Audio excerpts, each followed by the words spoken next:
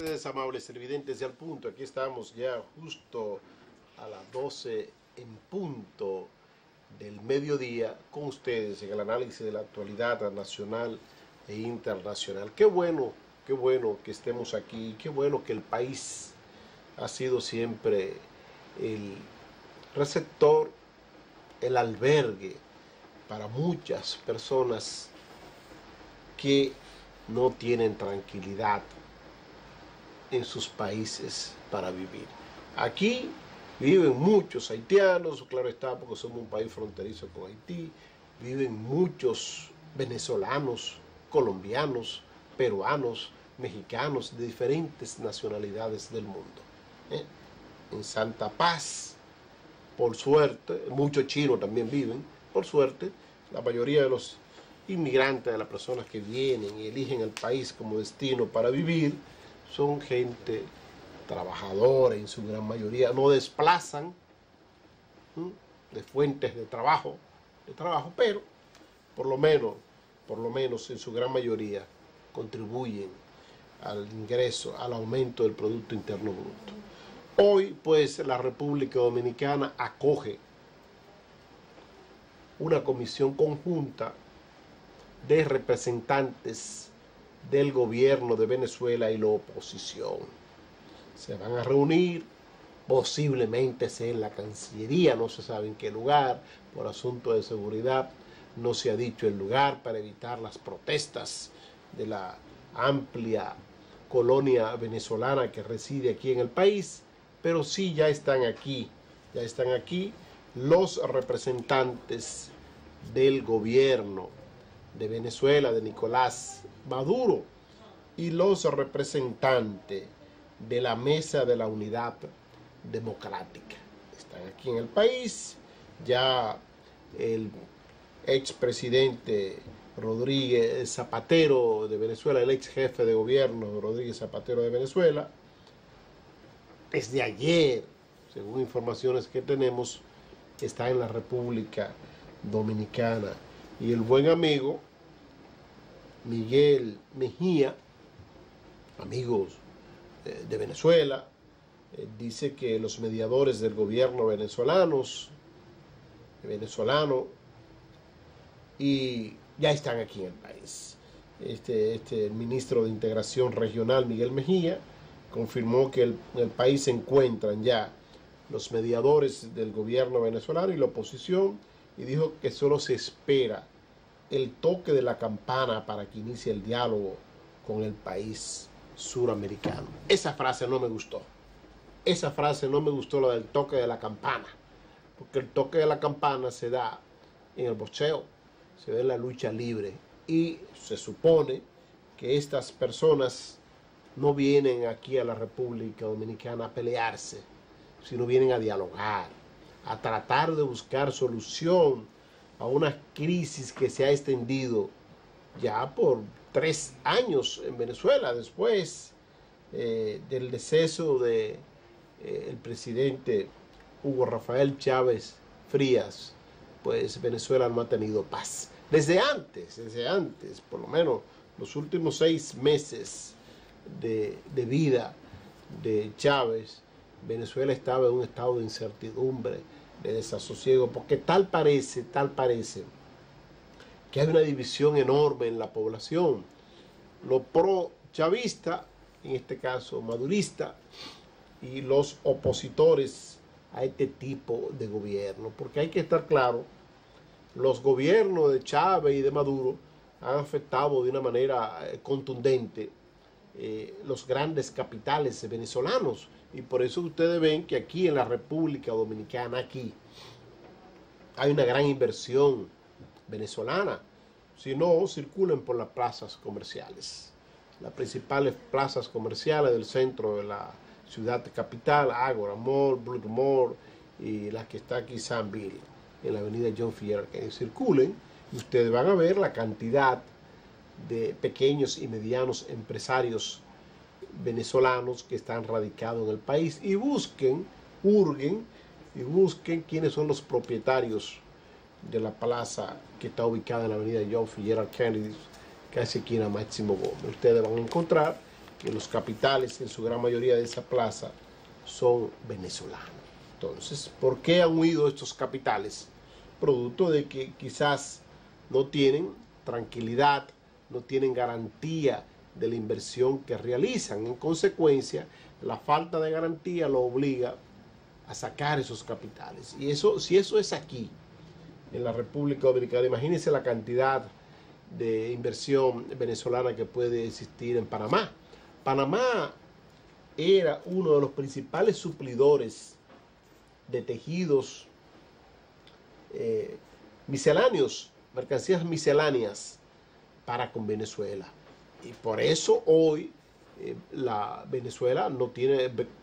Panamá no tiene el crecimiento que tuvo en los años 2014, 2015. Ha reducido. ¿Por qué? Porque ha perdido un gran cliente que es Venezuela. Hay muchos comerciantes venezolanos que deben cantidad de dinero, fortunas de dinero a comerciantes panameños. Entonces, capital es muy difícil de recuperar. Esperemos que este cronograma iniciado en el año 2016 para usar al país como punto de convergencia, donde se pueden producir conversaciones entre la oposición venezolana y el gobierno dominicano y el gobierno venezolano, que se inició en el 2016, producto de la iniciativa de la UNASUR, varias rondas de diálogos entre el presidente Nicolás Maduro y la oposición, se iniciaron en marzo del año 2016 aquí en la República Dominicana. Luego, en julio del mismo año 2016, se incorporó un representante del Vaticano a este diálogo que estaba siendo moderado por expresidentes, incluyendo el expresidente dominicano Leonel Fernández Reina.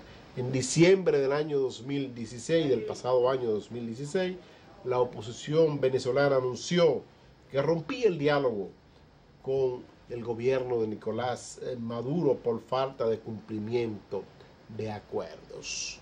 Los diálogos son importantes, muy importantes, pero los acuerdos a los que se arribe en estos diálogos deben ser respetados, tanto por la oposición como por el gobierno, en este caso venezolano, porque usted no gana nada, absolutamente nada, con convocar a una ronda de negociaciones, de entendimiento a la oposición. ¿Qué busca la oposición? Busca participación en los estamentos de poder venezolano. ¿Qué busca el gobierno venezolano? Perpetuarse, a como dé lugar, en la conducción de la administración pública de Venezuela. Pero ambos, oposición y gobierno en Venezuela, han olvidado que la crisis venezolana no surge así por así. No surge porque un Chávez haya estado gobernando. No se acrecienta, no se incrementa, no se profundiza porque un Nicolás Maduro, con poca capacidad de gerencial, esté gobernando Venezuela, sino por la crisis del petróleo. La danza de los millones de dólares del petróleo en el mundo ha disminuido, ha mermado. Los grandes productores de petróleos del mundo, no solo Venezuela, están pasando por situaciones difíciles económicamente hablando. ¿Por qué? Porque un petróleo que llegó a cotizarse casi a $150 el barril y que hoy esté por debajo de $50 el barril, no es una fuente de obtención de recursos económicos más que suficiente para sustentar una nación. Chávez tuvo la gran oportunidad que le dio el momento de administrar grandes fortunas, porque cuando el petróleo estuvo a $150, Chávez nadó en la danza de los millones, y por eso ustedes ven que no se aprovechó ese dinero, se construyeron apartamentos, facilidades habitacionales, se creó un clientelismo enorme en Venezuela, un clientelismo enorme. No supo el gobierno de Chávez usar esa enorme cantidad de recursos económicos que recibían en la diversificación de la economía venezolana. Las plantas constructoras de vehículos que existían en Venezuela huyeron rauda y veloz. La Chevrolet tenía una planta, la Volkswagen tenía una planta de construcción de vehículos en Venezuela, huyó rauda y veloz. La Nissan tenía uno, la Nissan japonesa tenía una planta allá, huyó rauda y veloz porque no había garantía para la inversión y el gobierno no se preocupó por motivar, incentivar la llegada de más inversores a Venezuela. Venezuela es un país inmensamente rico en todo tipo de minerales, desde oro, hierro, el petróleo, ni modo.